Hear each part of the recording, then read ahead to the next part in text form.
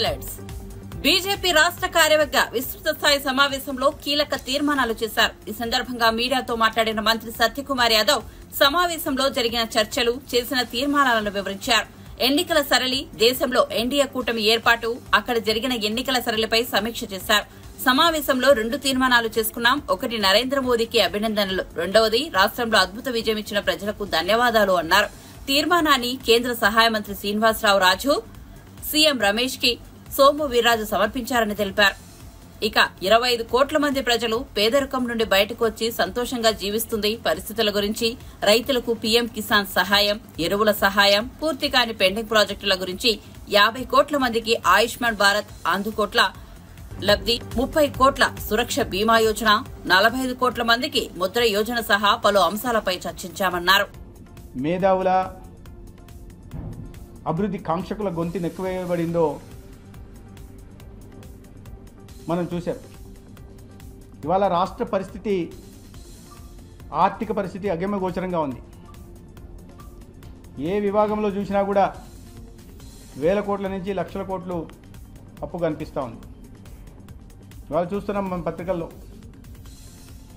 కేవలం విద్యుత్ విభాగంలోనే మంత్రిత్వ శాఖలోనే దాదాపు 1,30,000 కోట్ల అప్పుల్ని అనేక సంస్థల ద్వారా తీసుకోవడం జరిగింది. మద్యం మీద అప్పులు, రోడ్ల మీద అప్పులు, మెడికల్ కాలేజ్ కట్టడం మీద అప్పులు, ఈ రకంగా ప్రతి చోట అప్పులు తీసుకొని ఇవాళ అప్పుల ఆంధ్రప్రదేశ్గా రాష్ట్రాన్ని చేశారు. ఈ అప్పులు తీసుకొచ్చి ఎక్కడన్నా మౌలిక సదుపాయాల కల్పన మీద కానీ, క్యాపిటల్ ఎక్స్పెండిచర్ మీద ఖర్చు పెట్టారా? ఎక్కడ కూడా ఒక పైసా అభివృద్ధి కార్యక్రమం జరగలేదు, కనిపించడం లేదు. పోనీ మొత్తం సంక్షేమ పథకాల మీద మీరు ఆర్భాటంగా చెప్పుకునే సంక్షేమ పథకాల మీద చెప్పారా? అది లేదు. ఎందుకంటే దాంట్లో చాలా వరకు కేంద్ర ప్రభుత్వం నుంచి వచ్చిన నిధుల నుంచి వచ్చినవే. ఇళ్ళన్నా కేంద్ర ప్రభుత్వం నుంచి వచ్చే నిధులే. నాడు నీడు అంటే అది ఆరోగ్య శాఖలో అయినా లేదా విద్యాశాఖలో అయినా అది కేంద్ర ప్రభుత్వం నుంచి వచ్చిన నిధులు, లేదా క్యాపిటల్ ఎక్స్పెండిచర్ కోసం దీర్ఘకాలిక రుణాలు 50 సంవత్సరాల వడ్డీ లేని రుణం కేంద్రం ఇస్తున్న దాంట్లో నుంచి పెట్టిన ఖర్చు. ఇతర పీఎం కిసాన్ అంటే దానికి పైనుంచి వస్తుంది, పోషణ అభియాన్ అంటే పైనుంచి వస్తుంది. సంక్షేమ పథకాల మీద కూడా పెద్దగా పెట్టిన దాఖలాలు ఎక్కడ కనిపించట్లా. ఈ పరిస్థితి ఇవాళ ప్రజలు చాలా నమ్మకంతో, విశ్వాసంతో ఇవాళ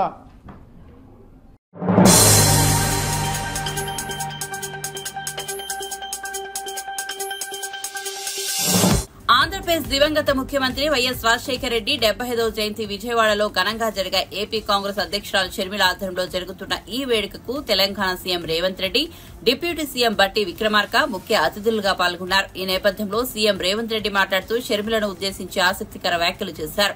2029లో షర్మిల ఏపీ సీఎం అవుతుందని, రాహుల్ గాంధీ ప్రధాని అవుతారని అన్నారు. ఏపీలో ప్రస్తుతం బీజేపీ అధికారంలో ఉందని, బీజేపీ అంటే బాబు, జగన్, పవన్ అని అన్నారు. చంద్రబాబు, జగన్, పవన్ మోదీ పక్షమే అని, ప్రజల పక్షాన పోరాడబోయేది షర్మిల మాత్రమేనని అన్నారు. కడపలో ఉప ఎన్నికలు రాబోతున్నాయని వార్తలొస్తున్నాయి. కడపలో ఊరూరు తిరిగి బాధ్యత నేనే తీసుకుంటానని అన్నారు. రేవంత్ రెడ్డి, వైఎస్ఆర్ పేరుతో వ్యాపారం చేసేవాళ్లు వారసులు కాదు, ప్రజల కోసం పోరాడే వాళ్లే వైఎస్ వారసులని అన్నారు రేవంత్ రెడ్డి. ఆయన అట్లానే మాట్లాడుతుంటాడు సార్, మనం రిప్లై ఇస్తే ఇంకెక్కువ మాట్లాడతాడు, మనం చెప్పకపోవడమే మేలేమో అని చెప్పి అనుకుంటున్నా, నాకు గుర్తున్నంత వరకు చెవిలా. కానీ వైఎస్ఆర్ గారు ఏమన్నారంటే, కొత్తగా సభలోకి వచ్చిన సభ్యులు అవగాహనతో మాట్లాడుతున్నప్పుడు మనం సమాధానం ఇవ్వడం ద్వారా వాళ్ళని ప్రోత్సహించాలి, తద్వారా నాయకత్వం బలపడుతుంది అని చెప్పి వైఎస్ఆర్ గారు ఆనాడు మాట్లాడినరు. ఈరోజు తెలంగాణ రాష్ట్ర ముఖ్యమంత్రిగా, సభా నాయకుడిగా నేను అక్కడ కూర్చున్నప్పుడు మొట్టమొదట గుర్తు చేసుకున్నది వైఎస్ఆర్ గారు ఆ రోజు మాట్లాడిన విషయం. ఎవరైనా సభ్యులు సభలో కొత్తగా వచ్చినా కూడా వాళ్ళ అంశాలను ప్రస్తావించినప్పుడు వాటిని వినాలి, కొత్త సభ్యులు మాట్లాడుతున్నట్టు సభలో కూర్చోవాలి, ప్రభుత్వం వైపు నుంచి సమాధానం చెప్పడం అనేది అది మన బాధ్యత, నాయకుడి యొక్క లక్షణము అని చెప్పి వైఎస్ఆర్ నుంచి నేర్చుకున్న అనుభవం మాకున్నది. పాలకపక్షంలో, ప్రభుత్వంలో సంక్షేమం అభివృద్ధే కాదు, ప్రతిపక్షంలో ఉన్నప్పుడు మన పట్ల వైఎస్ఆర్ గారు వ్యవహరించిన తీరు కూడా ఈరోజు మనం ఆదర్శంగా తీసుకోవాల్సిన అవసరం ఉన్నది. ఏదైనా ముఖ్యంగా కమ్యూనిస్టు సోదరులు కావచ్చు, ప్రతిపక్షాలు కావచ్చు, ప్రజల తరఫున అంగన్వాడీ వర్కర్స్ కావచ్చు, ఆశా వర్కర్లు కావచ్చు, రిక్షా కార్మికులు కావచ్చు, చిన్న చిన్న కార్మిక సంస్థల నుంచి కూడా ఏదైనా రిప్రజెంటేషన్ తీసుకెళ్ళినప్పుడు సాయంత్రం 4 గంటల నుంచి 6 గంటల వరకు ప్రతిపక్షాలతో, కార్మిక సంఘాలతో, రైతు కూలీ సంఘాలతో డాక్టర్ వైఎస్ రాజశేఖర రెడ్డి గారు సమయం ఇచ్చి వాళ్ళు ఇచ్చే విజ్ఞప్తులు తీసుకొని ఆ సమస్యల్ని పరిష్కరించేటందుకు ప్రయత్నం చేసేవాడు. ఉదయం ప్రజలు ఎవరు వచ్చినా ప్రజా దర్బార్లో వాళ్ళు ఇచ్చే విజ్ఞప్తులు తీసుకునేవాడు. ఆ విధంగా ప్రతిపక్ష నాయకుడిగానే కాదు, రాష్ట్ర ముఖ్యమంత్రిగా నాడు వారు ఒక చెరగని ముద్ర వేసిండ్రు. కాబట్టి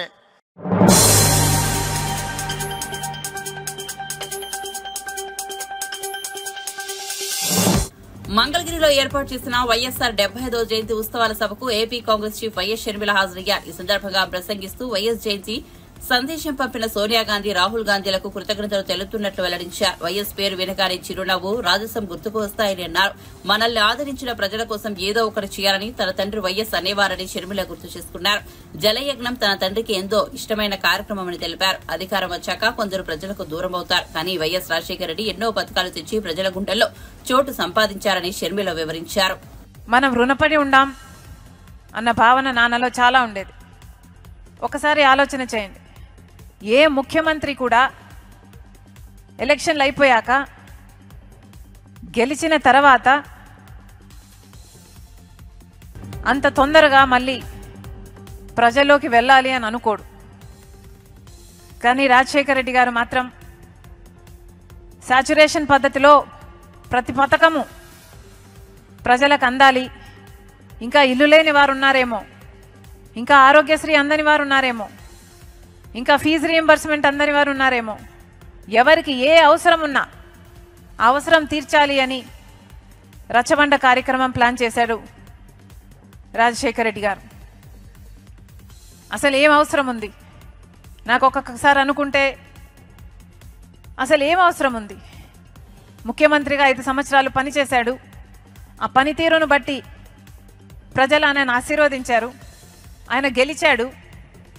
గెలిచాక మళ్ళీ ప్రజలు అని ఉరుక్కుంటూ వెళ్లాల్సిన అవసరం ఏముంది? అలా వెళ్ళి కదా రాజశేఖర రెడ్డి గారు చనిపోయారు. కానీ ఆ తపన ఉండేది. చాలామందికి ఒకసారి అధికారం వచ్చిన తర్వాత అధికారం అనుభవిస్తారు. అధికారం అనుభవించే క్రమంలో ఆ భోగాలలో ప్రజలకు దూరం అవుతారు.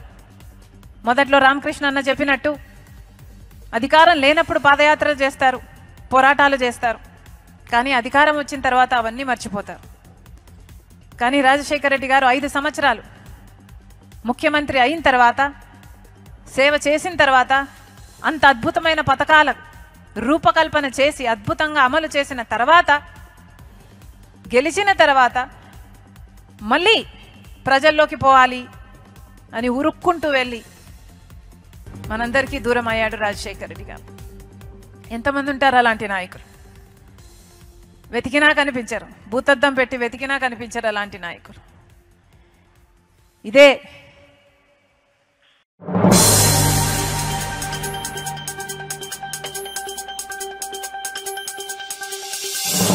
విజయవాడలో కిడ్నీ రాకెట్ కలకలం సృష్టించింది. కిడ్నీ దానం చేస్తే 30 లక్షలు ఇస్తామని ఆశ చూపి గుంటూరుకు చెందిన వ్యక్తిని ఓ ముఠా మోసం చేసింది.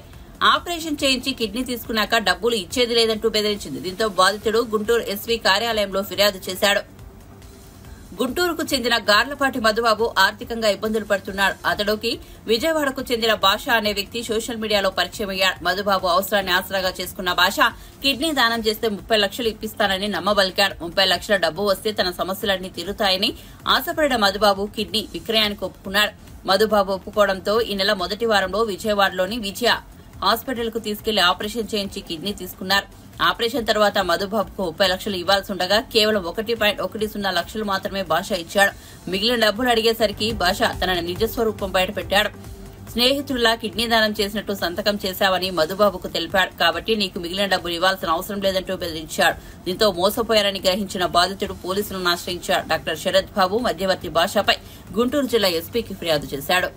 ఆల్రెడీ నేను ఇచ్చాను బ్రదర్, ఇంత అమౌంట్ ఇస్తారు, ఒక 30 lakhs ఇస్తారు, మీరు ఇస్తారా, ఇట్లా మెసేజ్ చేశారు అంటే ఇస్తానని అన్నాను. సరే విజయవాడ రమ్మంటే వెళ్ళాను. అక్కడ వెంకటన్ అతన్ని ఒక అతన్ని పరిచయం చేశారు, అతను మీడియేటర్ అంట. ఆయన ద్వారా పేషెంట్ వాళ్ళ బామ్మర్ది అను పేషెంట్ వాళ్ళు పరిచయం చేసి బ్లడ్ టెస్ట్లు అన్ని టెస్టులు చేయించి క్రాస్ మ్యాచింగ్ ఇంకా దానికి సంబంధించిన టెస్టులు అన్నీ చేయించి అన్ని క్రాస్ మ్యాచింగ్ ఓకే అయిన తర్వాత ఈ కిడ్నీ డొనేట్ చేయాలంటే ఫ్యామిలీ ఫ్రెండ్ అయినా ఉండాలి, లేకపోతే ఫ్యామిలీ బ్లడ్ రిలేషన్ అయినా ఉండాలంట. నేను ఏమీ కాదు కాబట్టి నా అడ్రస్లు మొత్తం మార్చారు. వాళ్ళ స్వగ్రామంకి ఫ్యామిలీ ఫ్రెండ్ కింద పెట్టి వాళ్ళకి అనుకూలంగా అన్ని ప్రూఫ్స్ వీడియోస్ మేము ఫ్యామిలీ ఫ్రెండే ఇక్కడే ఉంటున్నాము వాళ్ళ ఊర్లోనే అని చెప్పేసి తీసుకొని లాస్ట్ మంత్ 15వ తారీఖున ఆపరేషన్ చేసి తీసుకున్నారు. అమౌంట్ అడిగితే ఇవ్వట్లేదు, దానికి తోడు ఫ్యామిలీ ఫ్రెండ్ కింద పెట్టించాము, ఏం చేస్తామన్నట్టుగా మాట్లాడుతున్నారు. నాకు టెస్ట్ అన్నీ చేసి లెఫ్టే తీసుకుంటామని చెప్పారు ఫస్ట్, కానీ లెఫ్ట్ తీసుకోకుండా రైట్ తీసుకున్నారు. డబ్బులు నవంబర్ నుంచి ఇప్పుడు దాకా మన జూన్ 15 ఆపరేషన్ అయ్యే వరకు నెలవారీ ఖర్చులకి, అంటే ఇంట్లో వాళ్ళు పట్టించుకుంటే అలానో టిప్కి ఒక 5,000, 15,000, నెలకు ఒక 15,000 అట్లా ఫోన్ చేసి వేస్తూ వచ్చారు. ఒక 50,000 మటుకు ఒకసారి క్యాష్ ఇచ్చారు. ఇంకా అంతే. ఇంక ఫ్యామిలీ ఫ్రెండ్ కింద పెట్టాం కదా అన్నట్టుగా మాట్లాడుతున్నారు. అతను ఫోన్ లిఫ్ట్ చేయట్లేదు. నాకు ఇప్పుడు నేను ఎన్ని రోజులు ఉంటానో నాకు తెలియదు. నాకు ఇస్తానన్న అమౌంట్ నా సమక్షంలో నా భార్య పిల్లలకి ఇవ్వవలసిందిగా, నాలాగా ఎంతోమంది ఫేస్బుక్ ట్రాప్లో పడి నెలకి 10 నుంచి 15 మంది దాకా ఇస్తున్నారు. దీన్ని అరికట్టాల్సిందిగా. నా వల్ల ఏమన్నా నేను దెబ్బతిన్న మోసపోయాను, నా వల్ల ఇంకెవరన్నా ఇట్లా మోసపోకూడదన్న ఉద్దేశంతో.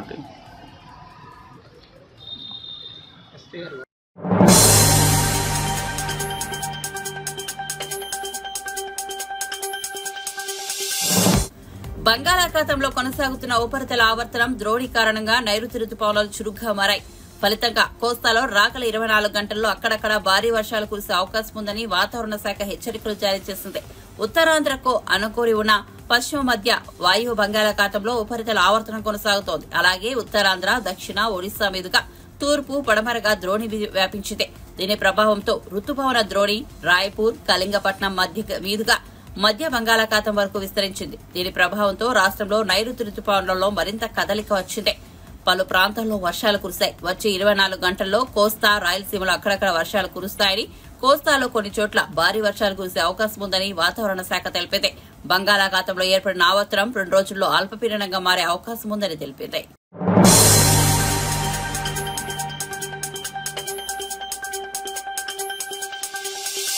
పశ్చిమ గోదావరి జిల్లా పాలకొల్లులో టిడ్కో గృహాల సముదాయ కాలనీలో రాష్ట జనవరుల శాఖ మంత్రి నిమ్మల రామానాయుడు టీడీపీ శ్రేణులతో కలిసి శ్రమదానం చేశారు.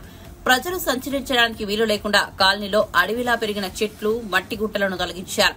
మంత్రి రామానాయుడు స్వయంగా పార, పలుగు పట్టి పనులు చేశారు. అనంతరం ఆయన మాట్లాడుతూ గతంలో టీడీపీ ప్రభుత్వంలో గృహాలను 90% పూర్తి చేస్తే వైఎస్సార్సీపీ ప్రభుత్వం 5 ఏళ్లలో అరబస్తా సిమెంటు రూపాయి పని చేయలేదన్నారు.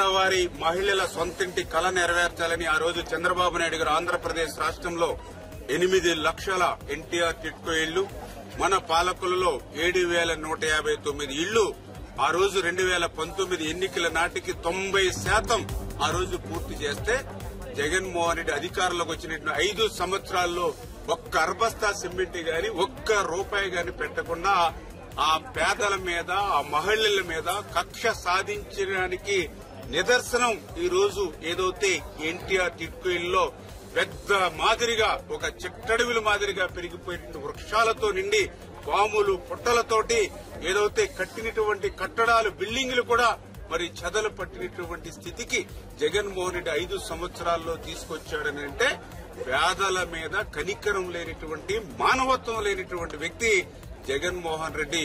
అందుకే ప్రజాస్వామ్యంలో రాజకీయాల్లో జగన్మోహన్ రెడ్డి వ్యక్తి ఉండడానికి అర్హుడు కాదు అనే విషయాన్ని సందర్భంగా తెలియజేసుకుంటూ ఉన్నాం. అదేవిధంగా ఏదైతే ఎంతో కష్టపడి శ్రమించి మేము 2 సంవత్సరాల్లో 90% పూర్తి చేశాం. మరి ఈవేళ ఈయన అధికారంలోకి వచ్చిన తర్వాత జగన్మోహన్ రెడ్డి ఒక్క రూపాయి దీని మీద ఖర్చు పెట్టకపోగా మేము కట్టినటువంటి ఇళ్లను సైతం బ్యాంకులకి తాకట్టు పెట్టి ఒక్కొక్కరి నెత్తి మీద 3,80,000 ఈ రోజు వడ్డీతో కలుపుకుంటే 8-10 లక్షల రూపాయలు చొప్పున నా పాలకొల్లు నియోజకవర్గంలోనే మేము కట్టినటువంటి ఈ ఎన్టీఆర్ టిట్కో ఇళ్ల మీద 180 కోట్ల రూపాయలు ఈవేళ ఆయన తనఖా పెట్టి ఆయన అకౌంట్ లోకి తరలించుకున్నటువంటి పరిస్థితి. ఆంధ్రప్రదేశ్ రాష్ట్రంలో చూస్తే దగ్గర 7-8 వేల కోట్ల రూపాయలు ఎన్టీఆర్ టిట్కోలను తాకట్టు పెట్టి మరి జగన్మోహన్ రెడ్డి తీసుకున్నటువంటి పరిస్థితి. ఈ రోజు మరి ఆ తాకట్టు పెట్టినటువంటి డబ్బులు కూడా కొన్ని కనీసం ఆ ఎన్టీఆర్ టిట్కో ఇళ్లు బ్యాలెన్స్ వర్క్ పూర్తి చేయడానికి కూడా ఉపయోగించాల. ఏమైపోయినాయి ఆ డబ్బులు? ఈ రోజు నా పాలకుల్లో 180 కోట్ల రూపాయలు తీసుకున్నారు. ఏదైతే ఆంధ్రప్రదేశ్ రాష్ట్రంలో 7,000-8,000 కోట్ల రూపాయలు తాకట్టు పెట్టి తీసుకున్నారు. మరి ఆ తీసుకున్నటువంటి డబ్బులు ఎక్కడ కూడా ఒక్క రూపాయి ఖర్చు పెట్టినటువంటి పరిస్థితి దుస్థితి లేదు.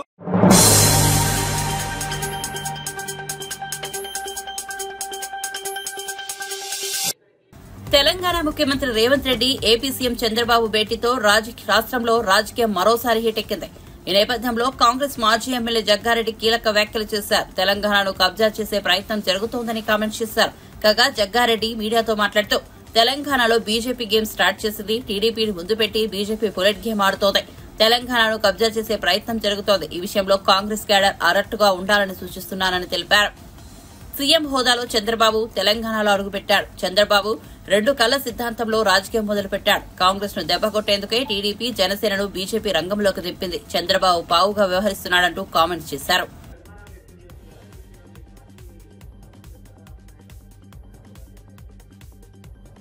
నేను తప్పకుండా నేను ఒక నోట్ కూడా నేను ఆల్రెడీ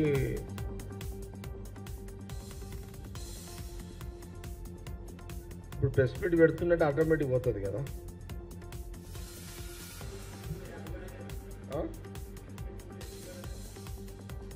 లే ఎవరు అడిగింది? అది స్వతంత్ర రాజు అంటే నేను ఎత్తుగడ కాదు, ఇది బీజేపీ గేమ్. ఎందుకంటే మంచి ప్రశ్న ఇది చెప్తాం మీకు. బీజేపీకి తెలంగాణలో బలంగా పూర్తిగా లేదు. వాళ్ళ బలం ఎంత? 8 అసెంబ్లీ, 8 పార్లమెంట్. ఓకే, వాళ్ళకి సపోర్టుగా ఇంకో 2-3 పార్టీలు ఉంటాయి. అందుకే అన్న ఏపీ గేమ్, ఏపీలో ఎట్లా బీజేపీ పొలిటికల్ గేమ్ ఆడిందో తెలంగాణలో అట్లనే స్టార్ట్ చేసారు. అందులో వాళ్ళింత వీళ్ళింత ఈడ కూడా అదే గేమ్. డైరెక్ట్గా బీజేపీ డైరెక్ట్గా గవర్నమెంట్కి తెలంగాణలో రాదు పక్కా. టీడీపీ డైరెక్ట్గా గవర్నమెంట్ ఇక్కడ రాదు పక్కా. జనసేనకు నో చాయిస్ పక్కా. వస్తారని అంటలేను, ఒక ఆట ఆడుతున్నారు ఈడ. వాళ్ళు వస్తారని ఎట్లా? ఒక గేమ్ స్టార్ట్ చేసిరు వాళ్ళు. బీజేపీ ఒక గేమ్. తెలంగాణ గడ్డ కబ్జా చేయడానికి ఒక గేమ్, ఇండైరెక్ట్ గేమ్ స్టార్ట్ చేసారు వాళ్ళు.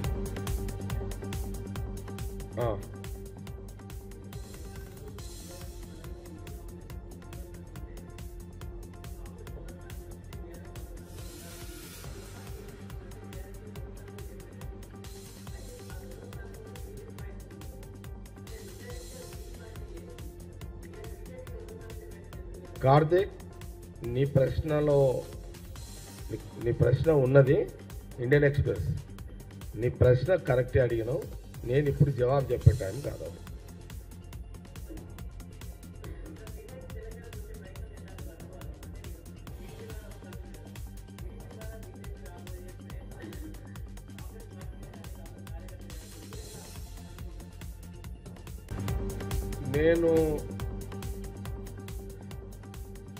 నేను ఓపెన్ అయినా, మీతో ఓపెన్ కాకపోవచ్చు, కానీ చూద్దాం. గవర్నమెంట్లో మా వాళ్ళు కూడా ఆలోచన చేస్తుండొచ్చు. ఆలోచన చేస్తలేదు ఎందుకన్నా? సీఎం రేవంత్ రెడ్డి గారు కూడా ఆలోచన చేస్తుండొచ్చు కదా.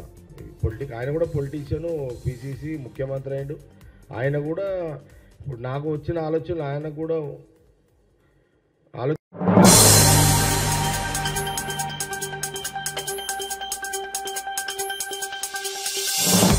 AP deputy CM Pawan Kalyan ఉద్దేశించి వైసీపీ నేత మాజీ మంత్రి దాడిశెట్టి రాజా కీలక వ్యాఖ్యలు చేశారు. కాపులను బీసీలో చేర్చే బాధ్యతను పవన్ తీసుకోవాలని ఆయన కోరారు. తాజాగా జరిగిన ఎన్నికల్లో ఎన్డీఏ కూటమికి కాపులతో పవన్ ఓట్లు వేయించారని, అందువల్ల కాపులను బీసీలో చేర్చే బాధ్యతను కూడా ఆయనే తీసుకోవాలని చెప్పారు. 2019 ఎన్నికల ప్రచారంలో కాపులను బీసీలో చేర్చడంపై చంద్రబాబు హామీ ఇచ్చారని దాడిశెట్టి రాజా గుర్తు చేశారు. CM Chandrababu, deputy CM Pawan Kalyan ఇద్దరూ కాపులకు న్యాయం చేయాలని విన్నవించారు. కాపులకు రిజర్వేషన్లు కల్పించడంపై కేంద్ర ప్రభుత్వం కూడా సానుకూలంగా ఉందని నేపథ్యంలో కేంద్రంపై కూటమి నేతలు మరింత ఒత్తిడి చేసి కాపులను బీసీలో చేర్చాలని కోరారు. కేంద్రంలో కూడా కూటమి ప్రభుత్వం ఉంది. ఈరోజు పవన్ కళ్యాణ్ గారికి, ఉప ముఖ్యమంత్రి పవన్ కళ్యాణ్ గారికి, ముఖ్యమంత్రి చంద్రబాబు నాయుడు గారికి నేను ఒకటే విజ్ఞప్తి చేస్తున్నాను. కేంద్ర ప్రభుత్వం రాష్ట్ర ప్రభుత్వంతో ఉత్తర ప్రత్యుత్తరాలు నడుపుతుంది. ఏ విషయం మీదంటే కాపుల్ని బీసీల్లో చేరుతాం, అది ఎకనామికల్లీ వెహికల్ సెక్షన్ కోటా నుంచి చేద్దామా, ఎఫ్ కోటా నుంచి చేద్దామా అని చెప్పేసి ఈ రాష్ట్ర ప్రభుత్వంతో కేంద్ర ప్రభుత్వం ప్రత్యుత్తరాలు నడుపుతుంది. అంటే కేంద్ర ఉద్దేశం ఖచ్చితంగా కాపుల్ని బీసీలో చేరుతామనే ఉద్దేశంతో కేంద్రం ఉంది. మీరు ఈ రాష్ట్రంలో ఉన్న పవన్ కళ్యాణ్ గారు, ఈ రాష్ట్రంలో ఉన్న కాపుల ఓట్లన్నీ పోలరైజ్ చేసి కూటమికి, అంటే చంద్రబాబు నాయుడు గారికి, బీజేపీ ప్రభుత్వానికి ఓట్లు వేయించారు. ఇప్పుడు మీ బాధ్యత, మీది చంద్రబాబు నాయుడు బాధ్యత, చిత్తశుద్ధితో, ఎందుకంటే కేంద్రం అడుగుతుంది కాబట్టి ఎకనామికల్లీ వెహికల్ సెక్షన్స్ నుంచి ఇద్దామా, ఎఫ్ కోటాలో ఇద్దామా, మీరే చెప్పండి అని చెప్పేసి మీకే పంపించింది కాబట్టి రెండిట్లో ఏదో ఒక విషయం చిత్తశుద్ధితో తేల్చి ఈ రాష్ట్రంలో ఉన్న కాపులందరికీ కూడా న్యాయం చేయాలి. కాపులందరినీ ఉపయోగించుకోవడం కాదు, వారికి కూడా న్యాయం చేయాలి అని చెప్పేసి నేను డిమాండ్ చేస్తున్నాను. ముందుగా కేంద్ర ప్రభుత్వం పంపించిన ప్రత్యుత్తరాలన్నీ మీ దగ్గర తప్పించుకోండి. ముఖ్యమంత్రి గారు, పవన్ కళ్యాణ్ గారు ఒకసారి స్టడీ చేయండి. అవసరమైతే అఖిల పక్షాన్ని పిలండి, లేకపోతే మేధావులతో చర్చించండి.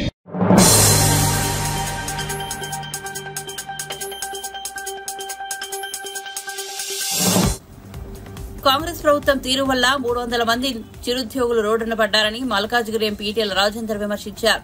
సాయిప్రియ ఎన్క్లేవ్ లో భూములు కొనుక్కొని ఇల్లు నిర్మించుకుంటే వాటిని కాంగ్రెస్ ప్రభుత్వం కూల్చివేసిందని ఆరోపించారు. చిన్న చిన్న ఉద్యోగులు, పేదలు ఇక్కడ తమ కష్టార్జితంలో భూములు కొనుగోలు చేశారని తెలిపారు. వీరు కొనుక్కున్న భూములను కాంగ్రెస్ ప్రభుత్వం కూల్చివేసిందని మండిపడ్డారు. భూముల ధరలు పెరిగాయని ఇప్పుడు కూల్చివేయడం దారుణమన్నారు. అవి అక్రమ భూములైతే నాడు ఇళ్ల నిర్మాణానికి, గృహ రుణాలకు ఎలా అనుమతి వచ్చిందని ప్రశ్నించారు. అన్ని అనుమతులతో నిర్మించిన ఇళ్లను ఎలా కూల్చివేస్తారని నిలదీశారు. ఈ ప్రభుత్వ తీరు వల్ల వందల మంది ఇళ్లు లేని వారయ్యారని ఆవేదన వ్యక్తం చేశారు. 3-4 దశాబ్దాల క్రితం కొన్న భూముల గురించి ఇప్పుడు కలగజేసుకోవడం ఏమిటన్నారు. పేదల ఇళ్ల జోలికి వెళ్లొద్దని ప్రభుత్వానికి ఎన్నోసార్లు విజ్ఞప్తి చేశానని తెలిపారు. ఇప్పుడు అదంతా కాస్ట్లీ భూములు అయిపోయినాయి. 50,000 రూపాయల గజం అయిపోయింది. అడిగేవాళ్ళు లేడు.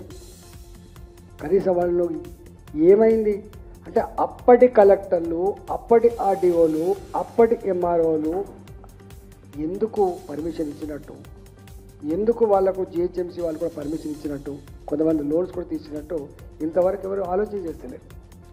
అంటే సామాన్యుల పట్ల ప్రభుత్వానికి ఉండే నిజాయితీ, చిత్తశుద్ధి ఎంత ఉందో దీన్ని బట్టి మనకు అర్థం కావాలి.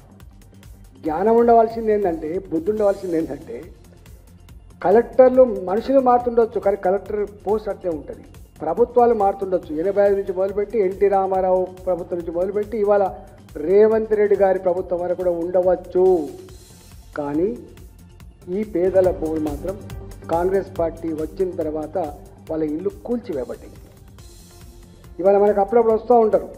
మీరు చూసిన ఎల్బీ నగర్లో ఈ భూములన్నీ కూడా ప్రభుత్వ భూములు, పురంబోగు భూములు అని చెప్పి 30 ఏళ్ళ తర్వాత ఆనాడు కొనుక్కున్న భూములు, బాజాప్తా పర్మిషన్ తీసుకున్న భూములు, బ్యాంకు రుణాలు తీసుకొని ఇళ్ళు కట్టుకున్నటువంటి ఇండ్లు 30 ఏళ్ళుగా ఉంటుంటే ఎల్బీ నగర్లో మొన్న కేసీఆర్ గారు వచ్చిన తర్వాత మునుగోడు ఎన్నికల సందర్భంగా జీవో నంబర్ 118 అని చెప్పి రెగ్యులైజ్ చేసే ప్రయత్నం చేసిందంటే ఎంత దారుణమైన సిస్టమ్ ఉందో మనకు అర్థం కావాలి. ఇక్కడ ఉప్పల్లో 40 ఏళ్ళ క్రితం కట్టుకున్నారు వాళ్ళ ఇల్లు, కాలనీలు అవన్నీ కూడా. భూములు చేతులు మారిన కాదు, ఇల్లు కూడా చేతులు మారిపోయినాయి. కట్టుకున్న వాళ్ళు అమ్ముకున్నారు, మళ్ళీ అమ్ముకున్నారు ఇట్లా. బోడుప్పల్లో ఆ భూములు ఇవాళ వక్ భూములు అని చెప్పి వాళ్ళని ఇబ్బంది పెడుతున్నారు 40 ఏళ్ళ తర్వాత. అంటే వ్యవస్థ, రాజ్యం అనేది ప్రజలకేమైనా సమస్య వస్తే ఆ సమస్యను పరిష్కరించేదిగా ఉండాలి కానీ రాజ్యమే హింస పెట్టేటువంటి దౌర్భాగ్య పరిస్థితి దాపురించింది ఆనాడు ఆ ప్రభుత్వంలో, ఈనాడు రేవంత్ రెడ్డి గారి ప్రభుత్వం కూడా దాపురించింది.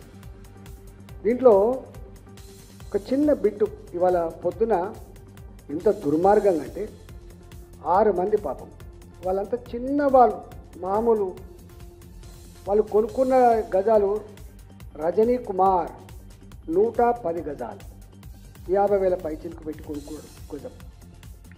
అదేవిధంగా మల్లేష్ 147 గజాలు 147 yards. జనరల్గా అక్కడ కొనుక్కుంటోళ్ళు పైసలు ఉన్నోడు అక్కడ కొనుక్కుంటారా ఫస్ట్. ఒకవేళ కొనుక్కున్న 300 గజాలు 500 గజాలు కొనుక్కుంటూ ఉన్నవాళ్ళే చిన్నవాళ్ళు. వీళ్ళంతా కూడా కింద ఫ్లోరింగ్ వేసేటోళ్ళు, లేదా ప్లంబింగ్ పని చేసేవాళ్ళు, లేదా సెంట్రింగ్ పని చేసేవాళ్ళు, లేదా ప్రైవేటు కంపెనీలో పనిచేసేవాళ్ళు తప్ప ఇంకోటి కాదు. రజనీ కుమార్ 110 గజాలు బేకరీ నడుపుకుంటాడు. మల్లేష్ మేస్త్రి పని చేస్తాడు 147 yards. అదేవిధంగా బృంద, ఈమె ప్రభుత్వ ఉద్యోగి, ఆంధ్రలో ఎప్పుడో కొనుక్కున్నది ఆమె 320 yards, 2009లో కొనుక్కుందట ఆమె. అదేవిధంగా రాములు 147 గజాలు ప్రైవేట్ ఎంప్లాయీ. ఈమె స్వామి 153 గజాలు టైల్స్ వేసుకొని బతాడు. ఇట్లా రంజిత్ కుమార్ వాళ్ళిద్దరు ప్రైవేట్ ఎంప్లాయీస్ 150 గజాలు, సుధాకర్ 153 గజాలు. వీళ్ళు ఇళ్ళు కట్టుకున్నారు. వీళ్ళు ఖాళీ జాగాలు కాదు,